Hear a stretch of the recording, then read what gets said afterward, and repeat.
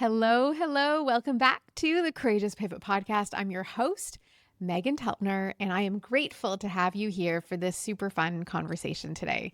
As always, I want to ask that you please head over to courageouspivot.com and subscribe there so you'll get the episodes and any extras delivered right to your inbox. And it helps me know who you are, which is really appreciated in this day and age of just creating content and putting it out there. This is meaningful to me, and I hope it is to you too.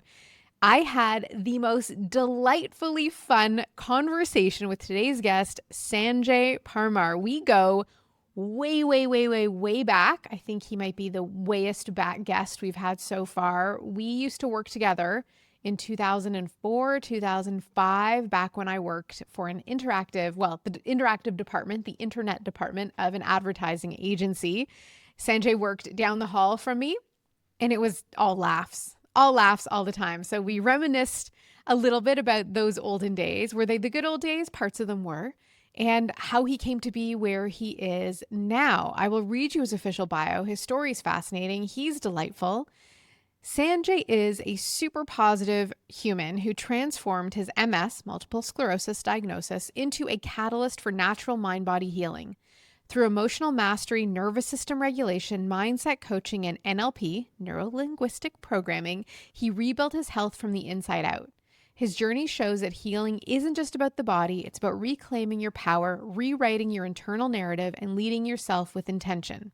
With a background in mindset coaching, behavior-based habit change, and deep inner work practices and solution engineering, Sanjay brings an eclectic mix of strategy, honesty, and empathy. He's passionate about showing others that transformation is possible, and that when you shift your mind, your body follows. And in this conversation, I invite Sanjay to share his story of what happened the morning he woke up with the first signs of MS with a newborn baby in his arms, what followed, and how he reclaimed his health physically and through his mindset work. Again, we had such a fun conversation. His positivity exudes from it, and I have no doubt you'll have a smile on your face through much of this conversation. Enjoy.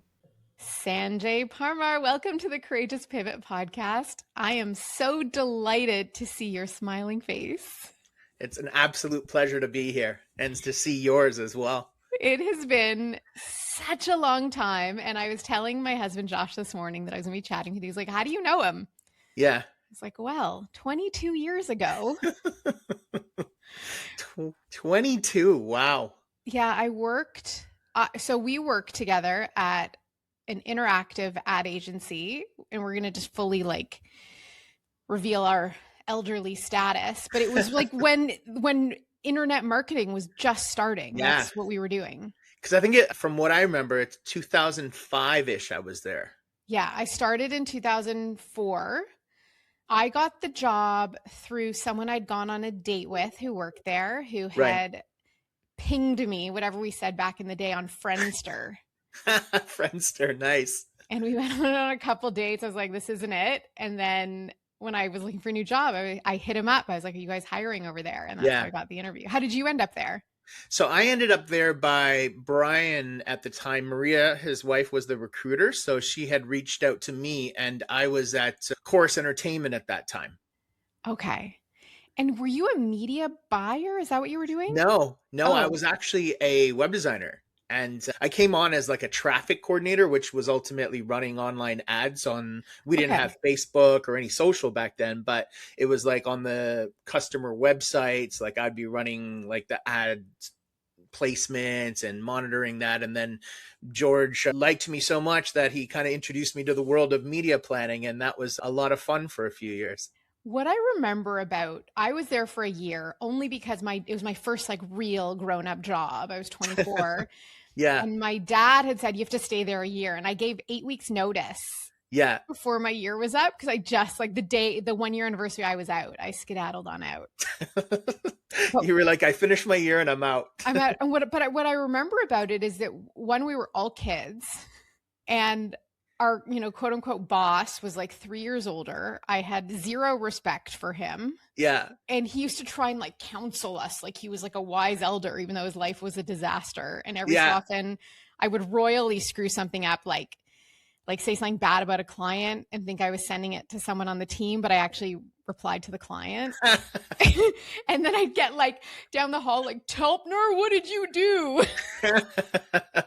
Yeah, I remember even on my end, like I'm sure I missed so many ad placements and had to make up numbers in Excel just to make it look like it run. And Like we were all just making it up as we went. yeah, we were it was the first time we were doing all this kind of stuff, Yeah. right? So I yeah, also remember it being insanely fun. Like so much fun.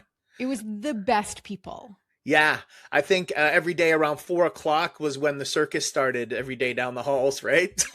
Well, Paula, who I'm still very close with, Yeah, we'd put on our fun for hats. yeah, We'd call the pit on speakerphone and put on the song "I Don't Want to Work," yeah. and we'd go out and we'd start like a train.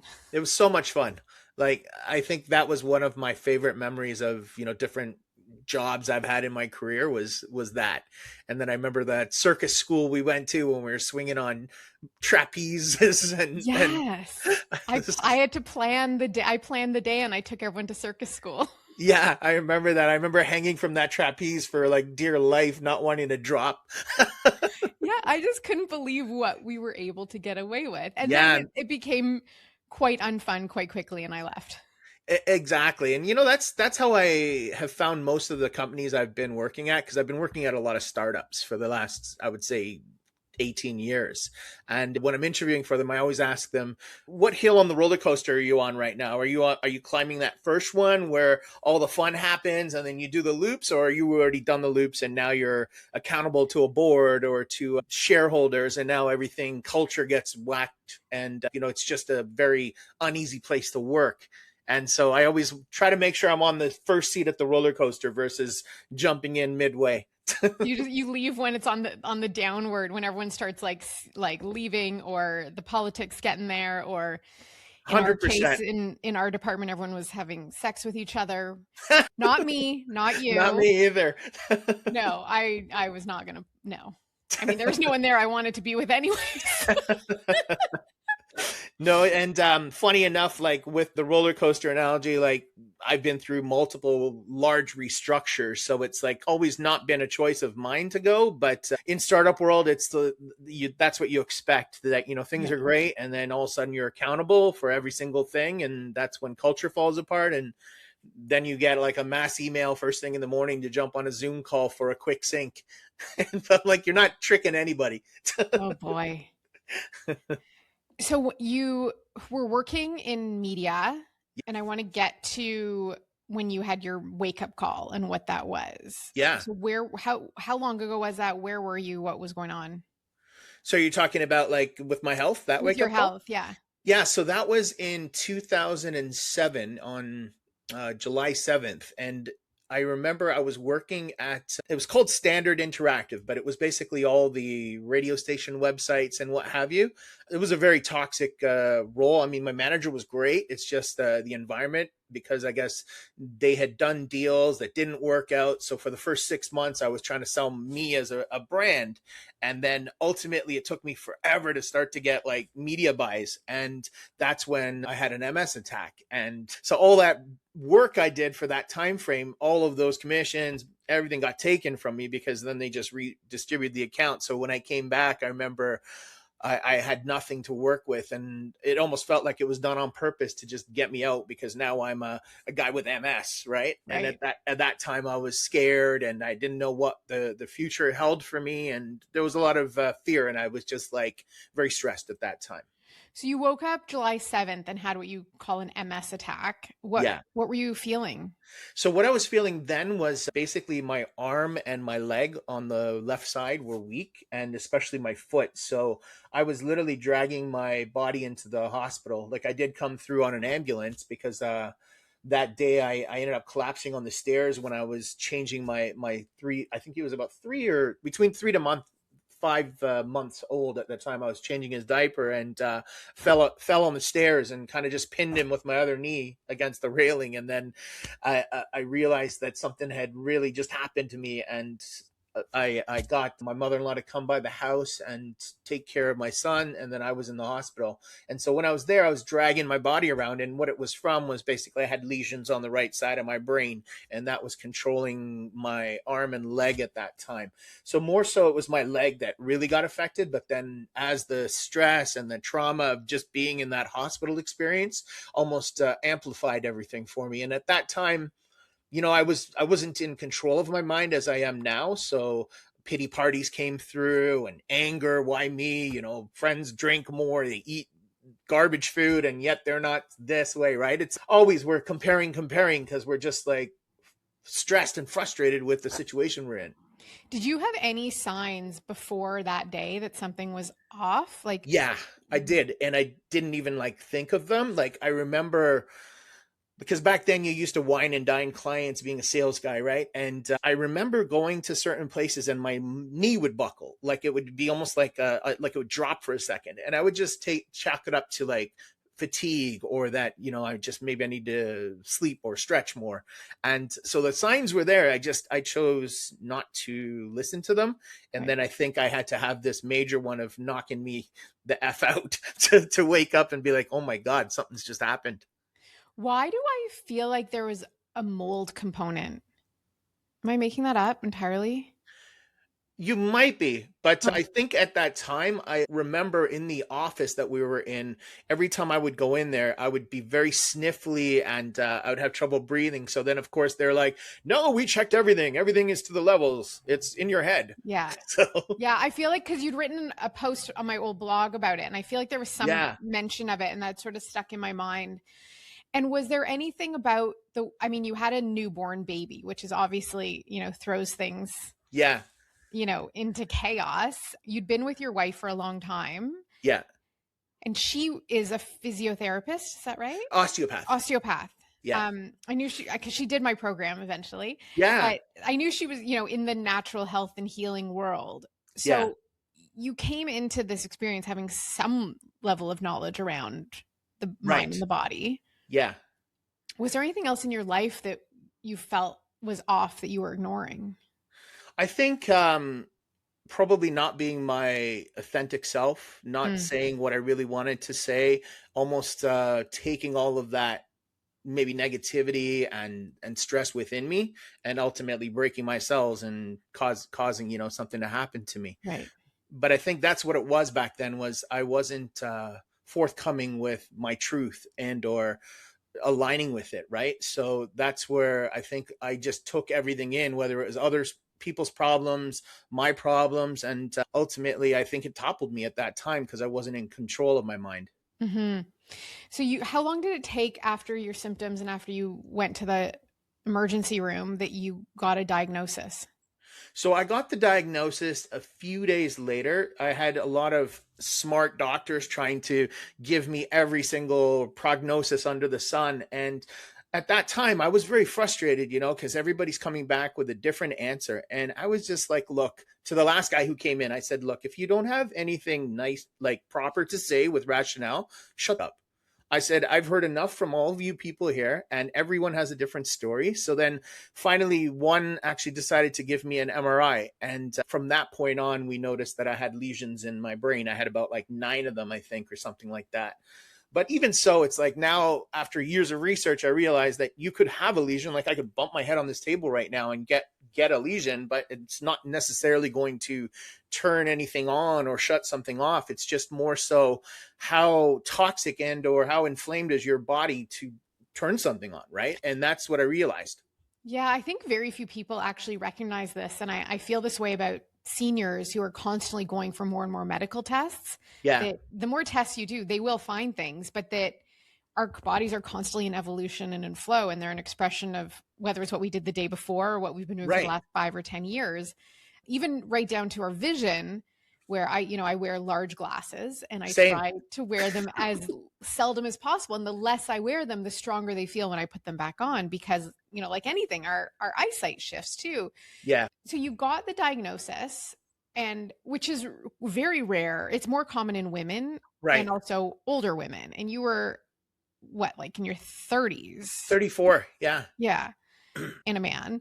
So what did they say to you? What was the prognosis, and what did they tell you were your options? So they said that I had demyelination of my nerves, and that usually means that you have multiple sclerosis. And from that point on, they gave me a whole sheet of different drugs I had to start to take. And these ones would have side effects, and then this drug would combat the side effects of that one. And I remember saying to the guy, I said, Doc, if you were a sales guy, I would be buying nothing here. I said, because at the end of the day, I'm trying to heal or fix my body, and here you are trying to poison it. So right away, I said, I don't align with this. Like, I know I'm in a rough state right now, but I just don't believe that whatever you're telling me to do is going to help me. And I mean, you and I both know kind of how the system works. It doesn't keep you really well, doesn't keep you really sick, but it keeps you on a monthly subscription plan throughout, right? Just like Yeah. an app. Culturally, in your family, with your friends, did people think you were insane to think this way? To a certain, I wouldn't say insane, but they were just like, look, this is a doctor. This doctor has gone to school. He wears lab coats. They're Yeah. smart. You should listen to them. What do you know? Do you know more than them?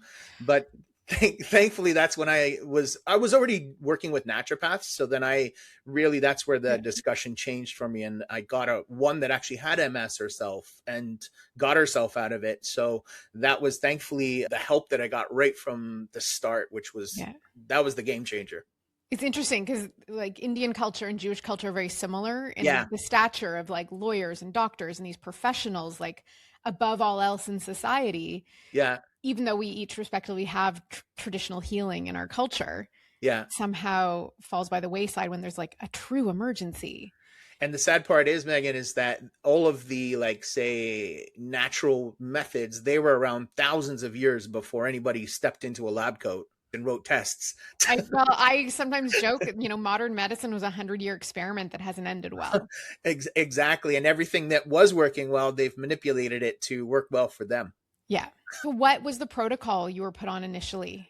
So initially, I was told to follow a very strict anti-inflammatory diet because that's what was going on in my body, is that because my nerves were firing improperly, inflammation was there. So I followed it I would say, very strictly for about a year and a half, to the point then when I could start introducing certain things back, understanding, okay, I kept a journal. So then that way I could understand, okay, last night I had a piece of birthday cake, which I normally didn't do. And then I felt, sniffly the next morning, and I said, okay, no more birthday cake. But, even now at like this, I think this is my 19th year now, and never took any meds, but I do understand my body a lot better.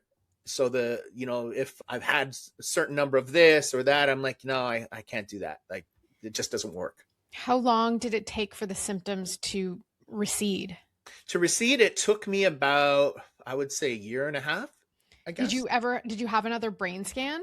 One or two more after that, but then I said to myself, I'm not going to subject myself to radiation if I don't need to. Yeah. And so 19 years later, physically, are you asymptomatic?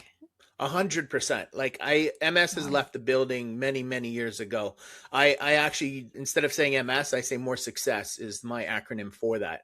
And again, it's what we put in our body, right? If we constantly keep telling ourselves we have this ailment or we have this illness, guess what's going to turn on? Right. Yeah. So right away, like, I remember I went to every forum. Well, I mean, there wasn't even a lot of forums back then, but I was reading all this stuff, and every side effect that it mentioned, guess what happened to me the next day?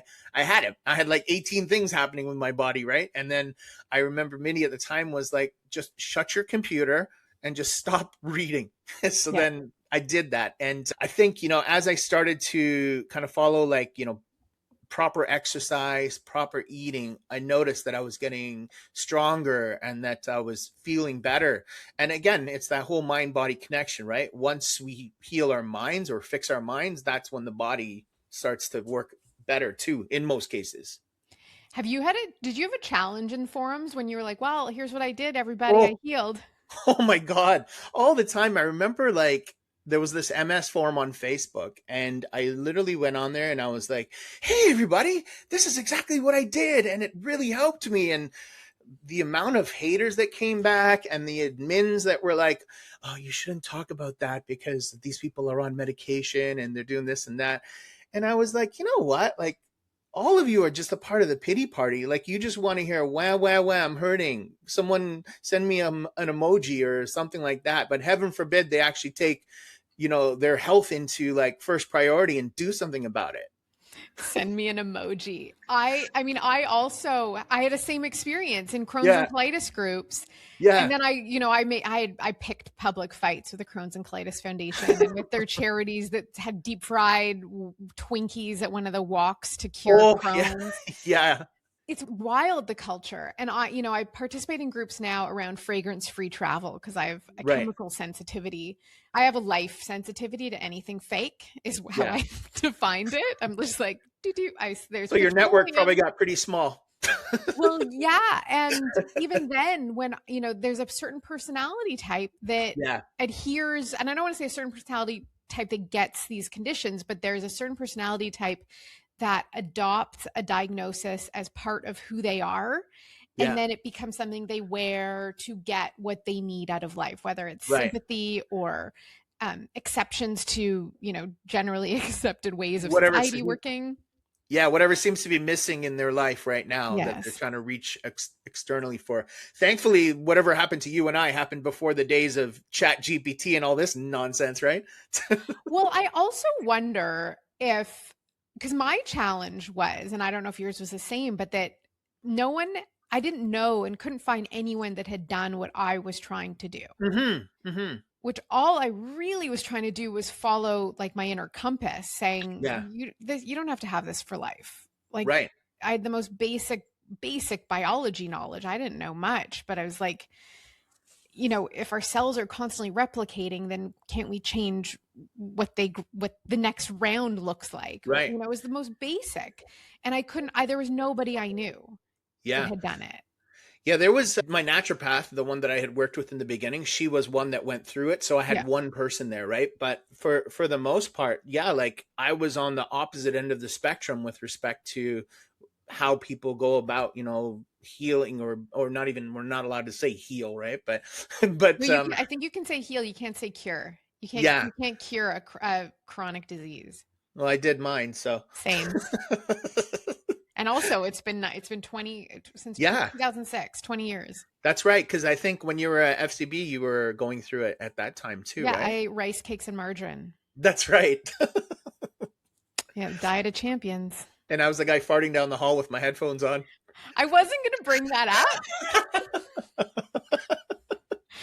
But like we also had Glade as a client, and I can't even imagine now. And I remember that person who I went on a date with going into his apartment, and there were watermelon scented Glade candles, and we all had cans of Glade in our office, and it's like that is neurotoxic. I used to get headaches from that crap. I remember removing it from that little office I was in.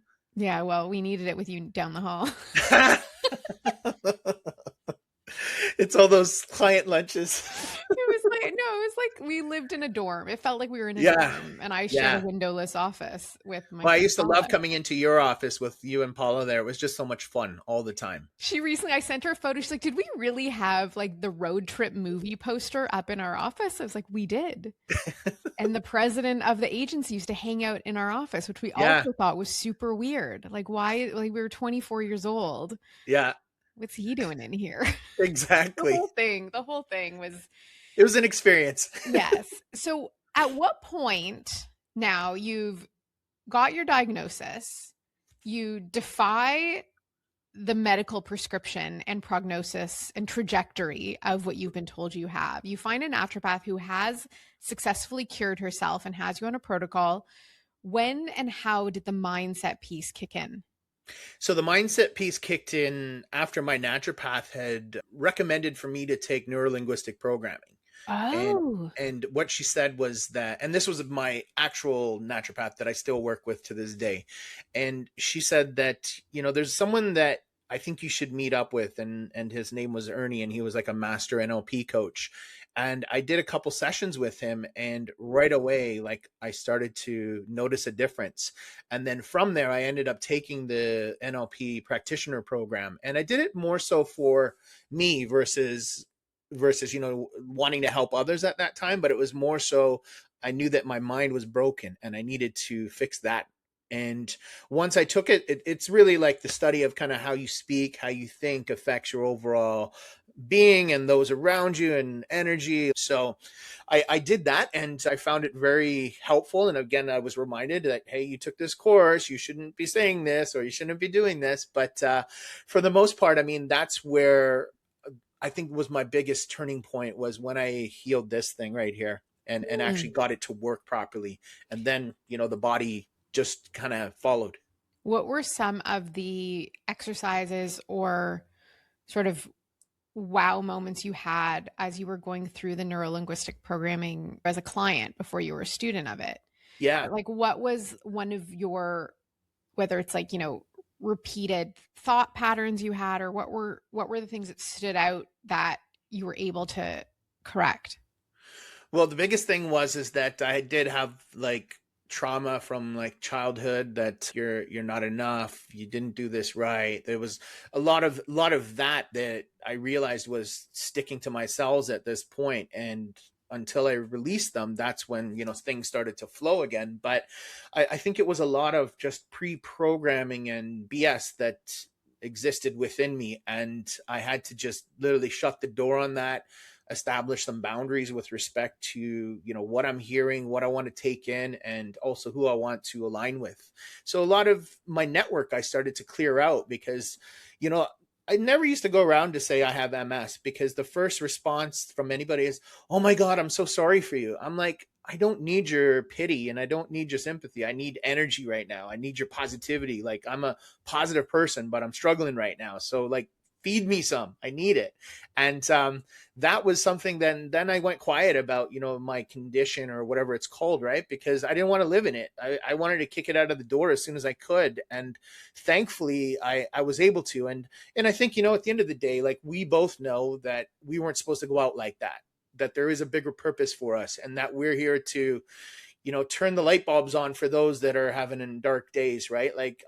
I love your personality, because you've always been like a happy, positive person. And that's what I get all the time too. They're like, dude, no matter what you do, like, you're always big beaming smiles from you all the time. And then they're like, thank you. Cause like, you helped me. Mm-hmm. You'd met Mindy long before this had Yeah. happened and this change had happened. How did that, and you were a new father. So Yeah. how has the mindset work impacted your relationship with your son and with your wife?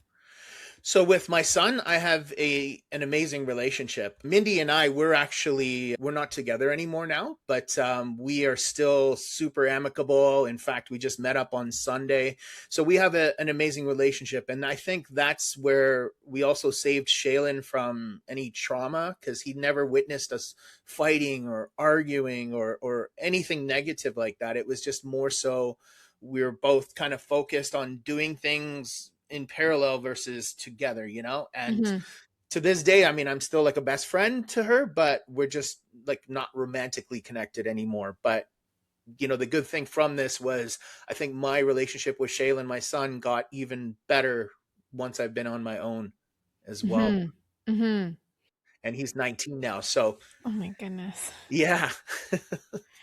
You said you shed the negative people. I know that a lot of people fear these mindset shifts and doing this mindset work because of a misalignment that forms in the people they believe are their safety network, are their partner, are their family, whatever it might be. Can you talk a little bit about the losses versus the gains? Because we know what we can lose, but we very seldom can imagine what we gain from making this kind of shift. Right. Well, I think, and you know this too, right? Like, anytime we remove something from our life, we give the space for something else to come through, right? And that's what I was finding was, in a lot of cases, I was holding on to old past, whether relationships, and didn't think to the fact of, what are they to me today? 20 years ago, they were amazing. Or in high school, we had so much fun, but like, who are they to me today? What are they doing indirectly to, keep me positive, keep me happy, keeping me to want to talk to them or hang with them, right? And then I just kind of realized that, hey, a lot of these folks, like, I don't really have a need to connect with them anymore. But again, as I started to drop folks from my world, other amazingly positive people came through. Like I know, like I'm very similar to you like that way, where you and I could go to like an event or a wedding, and for some way we're going to find the ones that are running at the same energy level as us, and we're going to have such amazing conversations. Yeah. And I believe you can have an amazing conversation with anyone if you can just find the question or the way to, Yeah. push back all the nonsense masks we believe we wear. And, I live in Yeah. downtown Toronto, and downtown Toronto is known to be extremely unfriendly. Right. And I think it's just because no one makes eye contact. But if you can like be the one, no one wants to disengage from someone. I mean, maybe you can be overly friendly, but finding a way to share a laugh with someone you pass on the street can be really powerful Yeah. in raising that vibration and in doing that. Yeah, like I'll just randomly smile at people. And it's funny because like the good souls, dogs and like babies recognize them immediately. So I'm like the baby and dog whisperer. Like I could go up to, or they could come up to me, and I have such a amazing like interaction with them. And I find people like sometimes honestly they just need to know that someone's sending them energy, or you're smiling their way, because you don't know what happened in their world today. Like sometimes in meetings I remember I've used kind of like this tech, like just to understand people more. So it's like they're not mad at the software that we're here to show. Maybe there's something happened to their kid in the morning, or something else in their world has kind of put them in this state that they're in today, right? So we can't, and this took me a little while to learn, is to judge people, or to just assume that they're on the same page, or because they look like this, then they're in trouble right now, or something's going on. And I had to be like, I don't have that ability to judge, so why should I be even doing that? A lot of the people that I speak to for this podcast, a lot of people in my world, Yeah. come to a certain mindset, a certain way of living, and sort of also find themselves no longer able to play along in Yeah. the quote unquote real world. But you continue, you are not self-employed, you have an employer, you work with the regular folks. How do you integrate who you are without dimming that, and Yeah. not like entirely freak people out? Like that Sanjay's a lot to handle. And that's been said multiple times. I remember one manager even told me one time, he was like, Sanjay, is there a way you could like tone down your positivity a little bit? And I was taken back. I said, to be very honest, that's like telling me to not take my vitamins. Like that for me is a driver. Like I need it and I love it. And they're like, oh, but it might be coming across as it's fake. And I said, there's nothing fake about my positivity and about me being a good human being. And if that's how you guys are perceiving it, maybe this isn't the right place for me. So, but I remember like, the good thing is Meghan, I've worked from home for probably like 20 years. So a lot of that office interpolitics, nonsense, drama stuff, I don't see it. And I'm glad I don't. But, the good thing is on every team that I've worked on, I'm always known as that positive, happy guy. And, I'll have certain teammates like that'll gravitate to me, and I've even just coached a few of them, not professionally, but like just as a friend, right, to help them out. And last role at my other company, I helped someone get through breast cancer. I helped another one to get through depression. And again, it was just by me asking the right questions and just being there for that person. Mm-hmm. There's sort of this tendency with NLP. I feel like anything that's really powerful and that invites people to carve their own path outside of the mainstream narrative, they find a way to manipulate it. And some are saying that it's just brainwashing. Do you think it is a sort of, toxic positivity, or the spiritual bypassing, or do you ever experience that or see that? I mean, let's say in the very beginning, when I started to notice that shift, like I was drinking that Kool-Aid, right? It was amazing. And I felt great every time I went to like an NLP event and such, right? But this is the challenge or the problem with, society today, is like they'll go to like a Tony Robbins event and they'll feel amazing. And then they'll sign up for every one of his freaking shows on his road trip across the US, right? And they're like, oh, I've been to every event. And they're walking on coals. It's a miracle. Yeah. And then you're breaking a board that's already been cut from the back. But But sometimes I've asked these people, I said, so yes, you feel great, you feel positive when you go to these events, but how do you maintain that positivity when you're not at this event? And that's where the breakdown is. And then a lot of folks have to go back to another event just to get, their level uplifted. But, like you and I, we can self-regulate that now because, we, like myself, I can own my stuff, or SHIT, right? And that took me a little while to learn. And my ego is probably at my ankles. So I don't have to be right all the time. And I can optimize once you tell me, like, you'd be like, dude, look, like, you keep farting down the hall. I know you're wearing your headphones, but you got to sort it out. And then I'll be like, you know what? Yeah, maybe I should take the headphones off and maybe go to the bathroom. Yeah, like the headphones were never the issue, Sanjay. Just FYI, it was that I didn't have headphones. Yeah, true.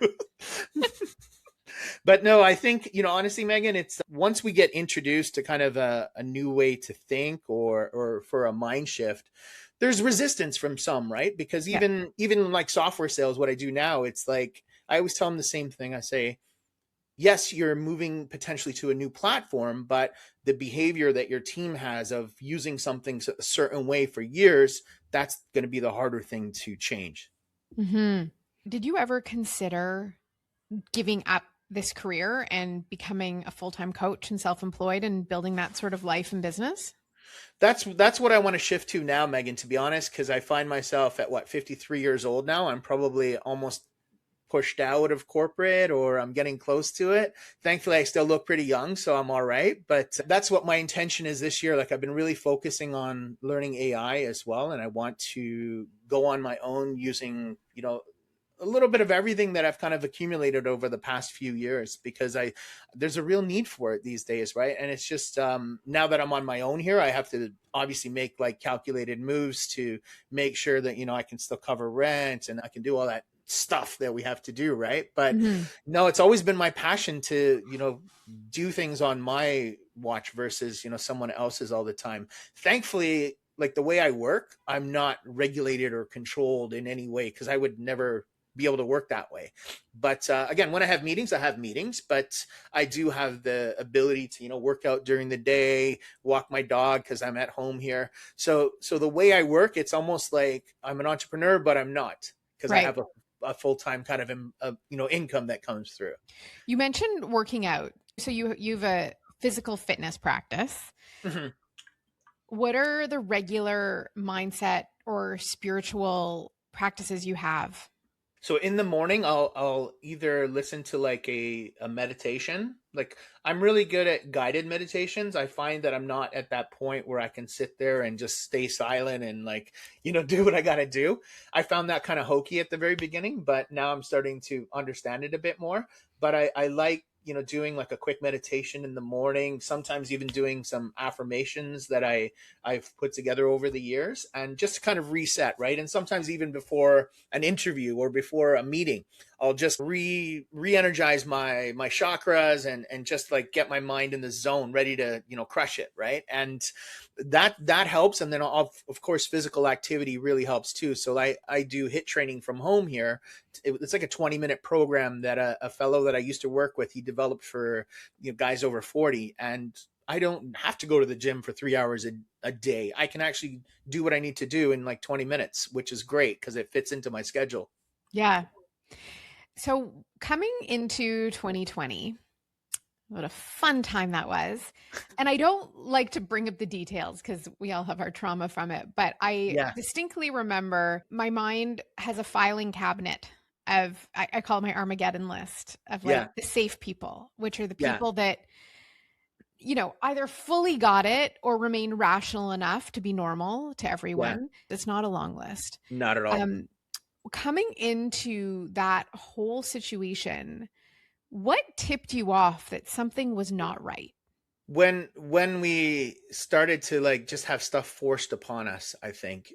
And again, for a cold or a virus, all of a sudden this whole world is shut down. It didn't make any sense, right? And I found that's when judgment started, that because again, I never took a shot, never will. but I lost family members because they were all for it. I still haven't seen some of them to this day, but it's okay. It's like the universe helped me to declutter, I think, in a way that way. But nothing about that situation felt right. And thankfully I had some nice design skills, so I was able to make my own little passes and make them for my friends so that we could go see a movie or do stuff that we wanted to do, right? But you then realized that where the divide was and Yeah. where people's heads were at. And I had my own little tribe of like folks that are just like me, they same thing that I haven't done, they haven't done either, and we all made it through. I mean, I had it for about 2 weeks and it was pretty intense, but then I took ivermectin and I was out in like 3 days. Yeah. It was so interesting that time because, now that we're out of it, I can look back and be like, it was really special in a lot of ways in what we did for each other to help us Yeah. through, like finding the suppliers of what we all needed and the Yeah. networks. And Josh and I got on a natural immunity study. And I remember someone Yeah. like drove from Vaughan down to where we live to give us these kits. Yeah. And it really revealed an essence of certain people. And Right. I also lost lots of friends and family Hmm. and people from my business who, students and people who've been in my community. But I'm at the place now where I can see the gifts Yeah. and what was revealed. Sometimes I wish that I didn't know so much, if that makes Right. sense. Yeah. Yeah. Blissful ignorance could also be nice too. Yeah. But, knowledge is power. Exactly. And Mm-hmm. and we're here to experience whatever is thrown at us, right? Whether it's negative or positive, that's part of this journey. Yeah. Like if you're not experiencing tough things, you're not learning and you're not growing, right? And if you're living too small. Mm-hmm. So you're raising a 19-year-old. Did he just have his first year at university?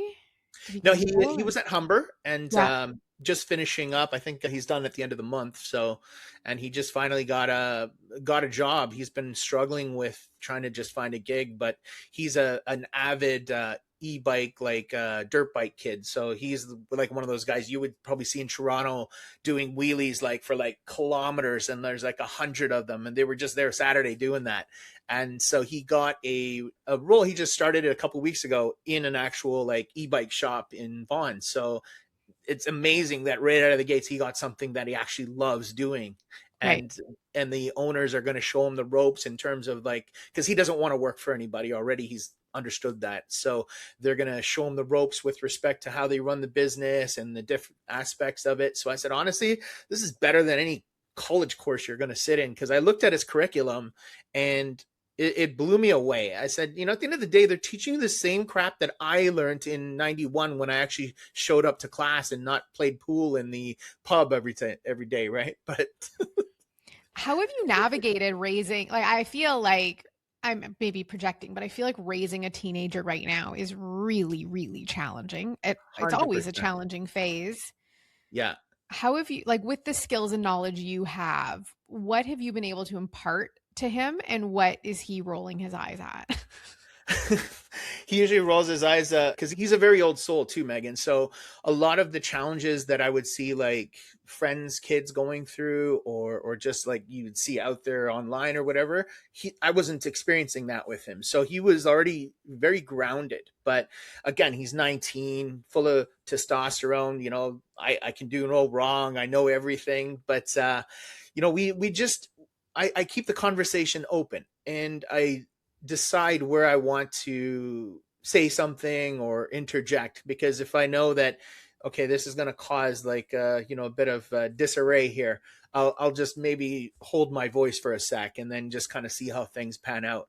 And that's something I think I've changed over the last few years, Megan, where before, like, I'm very fast with like the one liner and I'm able to, get into the conversation quickly. But now, especially with all the stuff that's going on in the world today, like there's some stuff I might not align with, and Mhm. it's just not my jam, right? And I have to just pause for a sec and just kind of say, okay, how will this land if I'm about to say this, right? Yeah. So no more flying off the handle. And I find that's very helpful with teens these days, because again, they've got their own perception of what they're going through or what's going on, right? And we're not at their level. We're not supposed to be, right? But what we're here to do, I think, is listen and maybe share a story from our past and just honestly just be there for them, right? And Mm. like, put your phones down, just be present. Like that's honestly, Megan, the biggest thing I've learned in the last 2 years was just being present. Like whoever I'm hanging out with, the phone is like in my pocket or it's down, I'm not checking it. I just love to experience kind of being in the moment, and I don't need to experience it in a 5-inch screen. I would rather see this screen in front of me, right? And I think that's the biggest change. Like 2 years ago, I got hacked on my social media account. I So remember that. I lost my Instagram, I lost my Facebook, and at the same time, I was sitting on a plane going to the Dominican. So I don't know how that all happened, but I think honestly, now thinking about it, it was the best thing that happened because I was following, folks in politics and folks that were, always drumming up some kind of drama. And it's refreshing now that I'm not even going out and adding people on my list anymore because I said, Facebook and Instagram, you gave me zero help when I needed to get my accounts back. And so I said, screw you. I'm not giving you any content anymore because you're just making money off of it. So here I'm like, as long as I got Marketplace, that's it. That's all I need. Me too. I wish Marketplace was its own app. Yeah, exactly. Well, I just put a couch together here and I pieced it together for Marketplace, which feels like a wonderful accomplishment. So you're moving on to do more coaching. Yeah, coaching and or consulting, I guess. Yeah. Consulting from a business perspective or doing mindset work? Both, because I think you need like that proper mindset to do or work on whatever business challenges you're going through too, right? I looked into my crystal ball just now. Yeah. Which I sometimes do. I can see you being a sensational coach for young men. Yeah. And I have actually started to reach out to, like, in our groups and circles, we've got like older teens and I have conversations with them. And I honestly think even men in general, men that are going through what I'm going through right now, first time on their own. I mean, I'm pretty self-sufficient, but like there's others that this is like the first time they've actually had to learn how to cook or learn how to deal with silence, because that's huge when you're on your own, right? Like I have my big dog here with me, but again, it's point. Like you can't talk to him, right? And sometimes, I'd love to see my son every day, but unfortunately that's not, how it is right now. But, that's why I maintain a proper communication with him, messaging him like daily, even because again, just because I'm not physically there doesn't mean emotionally or spiritually I can't be there for him. How long have you been on your own? Just since last January. Okay. So about a year, just over a year. That's fresh. With the coaching work, do you have clients now that you do? I have like a couple that I work with, but I'm not charging them. I'm just kind of doing it like pro bono for now. But I see a world where I could do that all day long. But then I'm also like, do I want to deal with like people's challenges all day? Like, I don't know if I want to do that. Like where I honestly see myself kind of doing better work is, getting on a stage and trying to affect or connect with a whole audience, which I've done a few times. And I absolutely love that. I see that for you entirely. Yeah. And that first time I did it in 2019, right before the world fell apart there, that was my very first time on stage. And it was in front of like 150-ish people in a theater in Barrie, and an intimate discussion about my life. And I had never done that before. And I just remember having sawdust in my mouth for the first time. I mean, I could blab like no tomorrow, right? But everything that I had practiced for or was getting ready for, I forgot every single thing behind the curtain. And I was just like, shit, like, what do I do? Like, I don't remember what. And then my friend, the guy who was the host, he was like, Sanjay, this is your story. You lived through it. There's no making up stuff here. And if there was, they don't know any better. So he was like, just go into your heart and say what you need to say. And that's exactly what I did. And it came out amazingly. What are some practices you could share to help, in the moments of despair or loss of hope, or when you're given the invitation to have no hope, which, Yeah. can happen with a diagnosis or a marriage ending or, big shifts. What is your best approach that you could guide someone through or that someone could take as guidance? So I would say the best approach is to take a pause first and try to understand what is the learning lesson that I'm supposed to receive from this. Because in reality, we're not supposed to just go through bad crap all the time. Like there are certain things that if you are willing to make a change, you could get out of it, right? And alongside of that, like having an amazing network around you because you're going to need them at that point in time, right? You don't want them for pity parties. I mean, honestly, that's the last thing you should be doing is like, wah, everybody feel sorry for me, because that's just going to keep you stuck. But if you can get these people to be like, hey, Sanjay, like, what if you did this? Or, what if you thought about that? That's when that learning, like I said, happens, is that you need to be pushed into the corner so that you know how to get out. Mm-hmm. Like honestly, here, I've been knocked down literally physically too so many times, and I know how to get back up. And I always call it as I'm optimizing myself. I'm never fixing anything. I'm always optimizing, right? Like we're constantly doing that, and we need to be doing that. We would do ourselves no justice of having all this knowledge and then not applying it, right? And that goes back to those Tony Robbins things and all the motivational guys. It's like, yeah, fine, you bought the books, you watch the videos, you watch their podcasts, but how much of it are you applying? Yeah. Yeah. I'm fortunate to have a husband who is very much engaged in the constant evolution. Yeah, And we've talked about the value in living an examined life. right. In almost every day, you say, well, is this working? Or what's Yeah, not working? And what can I do? Because it's right. easy to be like, the programming out there is like, we're in economic uncertainty and blah, blah. Like they have these lines that they, No gas, no water. yeah, exactly. Like taxes will fix everything. And, and you can subscribe to all of that and be dependent on whatever you're told to think and feel and believe, and that will dictate Right, expression of your life. Or you examine, okay, all of that may or may not be true. right. And if it is or isn't true, what do I have the opportunity to do? You Without, nailed it. You nailed it, Megan, because especially around the convoy when that all happened, I remember how like gutted and riveted I was, like feeling it. I was having tears sitting at my desk, and I was like, it was consuming me. And I remember, I was even falling apart at work. Like I wasn't doing my meetings properly just because I was so into this, right?